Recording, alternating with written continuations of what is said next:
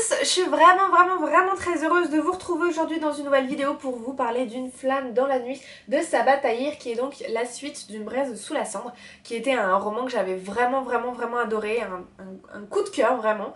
Donc j'avais assez hâte de lire ce deuxième tome parce que voilà, j'avais envie de retrouver cet univers, et en même temps je l'ai laissé traîner parce que je pense que en fait j'avais peur de déjà l'avoir terminé. Je sais pas, c'est assez bizarre, mais en gros j'aime tellement cette série que du coup je me suis dit plus vite je le lis, plus vite je serai dans l'attente du troisième tome, bizarrement.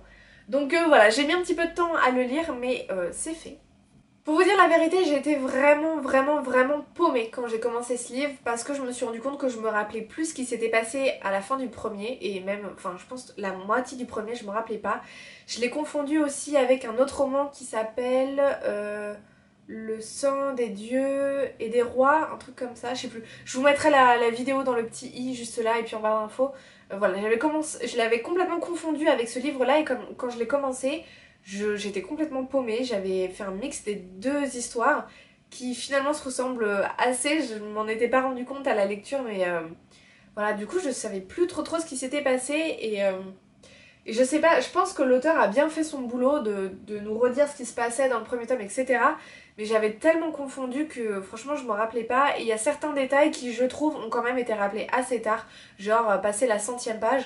Donc voilà, quand un livre en fait, bon il en fait quand même 530, mais voilà, 100 pages quand même où j'ai un petit peu nagé, et voilà. En fait j'aurais dû relire le premier tome tout simplement, mais voilà, je regrette de ne pas l'avoir fait. Je pense que quand je lirai le troisième tome de la trilogie, il me semble que c'est une trilogie. Enfin bon, quand je lirai la suite, je pense que je relirai les premiers. Mais franchement, ça a été un super roman que j'ai beaucoup aimé. Il y a plein de retournements de situation, il se passe vraiment plein de choses. C'est un roman qui est assez dense quand même. Pour autant, on s'ennuie pas une seule seconde, il se passe plein de choses, on est à fond dans l'histoire, les personnages. Enfin, pour moi, c'est vraiment des coups de cœur, que ce soit Laïa ou Elias. On en apprend de plus en plus sur Hélène aussi, voilà, que j'aime de plus en plus. Et, euh, et oui, comme je vous dis, il y a plein de retournements de situation, et il se passe un truc dans ce roman qui je sais même pas quoi vous dire. J'ai été tellement déçue, et en même temps, c'est un super retournement de situation, il se passe plein de choses, et voilà, c'est trop dur de vous parler d'un deuxième tome sans vous raconter l'histoire, et sans vous spoiler non plus si vous l'avez pas lu. En tout cas, si vous avez aimé Une braise sous la cendre, vous serez pas déçus par Une flamme dans la nuit, vraiment.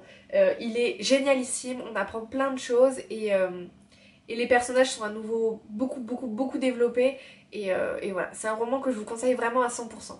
Voilà, malheureusement c'est déjà la fin de cette vidéo, je peux pas vous en dire plus sans complètement vous spoiler le livre, donc je m'arrête là. Mais en tout cas, si vous ne connaissez pas cette saga Une braise sous la cendre, je vous la conseille vraiment, elle est géniale. Voilà, c'est tout pour cette vidéo, j'espère qu'elle vous a plu, même si elle a été assez courte. En tout cas, je vous remercie de l'avoir regardée, et je vous dis à très bientôt.